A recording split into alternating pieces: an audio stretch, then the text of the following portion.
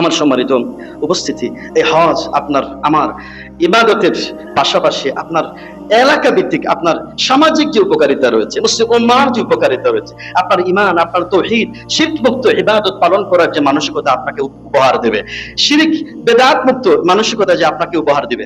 আপনি দেখেন, আপনি যখন হজের মৌসুমে আগমন করবেন, প্রত্যেকটি পদক্ষেপে মহান আল্লাহ রাব্বুল আলামিন এই তাওহীদের কথা আপনাকে স্মরণ করিয়ে দেবে। আপনি যখন শুরুই করেছেন তাওয়াফ, শুরুই করেছেন হজের যে স্লোগান রয়েছে, লাব্বাইক আল্লাহুম্মা লাব্বাইক লাব্বাইক লা শারীকা লাক লাব্বাইক ইন্নাল হামদা ওয়ান নি'মাতা লাক ওয়াল মুলক লা শারীকা লাক। হে আল্লাহ, আমি হাজির, তোমার সাথে কোনো শরীক স্থাপন নাই, সমস্ত নিয়ামত, সমস্ত রাজত্ব কার? আল্লাহ, লা শারীকা লাক, তোমার কোনো শরীক নেই।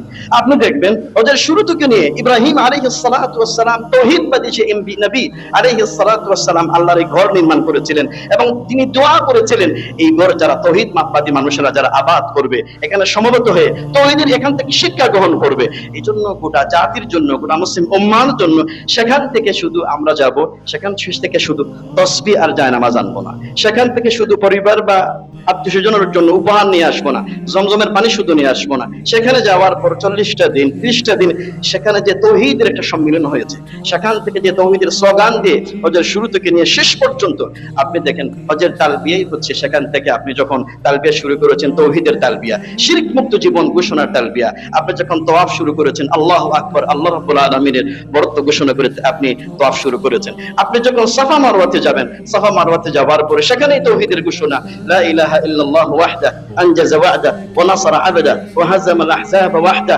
সেখানেই তো তাওহীদের ঘোষণা। আপনি আরাফাতের ময়দানে আপনি অবস্থান করবেন, আরাফাতের ময়দানে সর্বোত্তম দোয়া হচ্ছে, লা ইলাহা ইল্লাল্লাহু ওয়াহদাহু লা শারীকা লাহু লাহুল মুলকু ওয়া লাহুল হামদু ইউহয়ী ওয়া ইউমীত ওয়া হুয়া আলা কুল্লি শাইইন কাদির। অর্থাৎ প্রত্যেকটি ইবাদতে, প্রত্যেকটি শাখা প্রশাখায় মক্কাতুল মুকাররমায় আপনি হজ পালন করবেন, এখান থেকে আপনাকে কিসের শিক্ষা দিচ্ছে? তাওহীদের শিক্ষা দিচ্ছে। শিরক মুক্ত ইবাদত করার প্রশিক্ষণ নেওয়ার সেখানে আপনাকে শিক্ষা দিচ্ছে।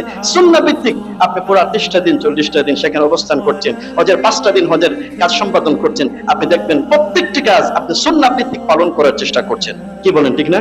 তাহলে আপনাকে এই যে প্রশিক্ষণ দিচ্ছে, আপনাকে তারবিয়া দিচ্ছে, এই তারবিয়া অন্য কোন সময় আপনি এটা নাও পেতে পারেন। তো এখান থেকে মানুষের নিজেদের হিংসা বিদ্বেষ ভুলে গিয়ে এক ঐক্যের প্ল্যাটফর্ম যাতে তৈরি করতে পারে, মুসলিম উম্মাহ এক দেহের ভিত্তিতে যেন তার জীবন, তার পারিবারিক জীবন, তার সামাজিক রাষ্ট্রীয় জীবন উপহার দিতে পারে।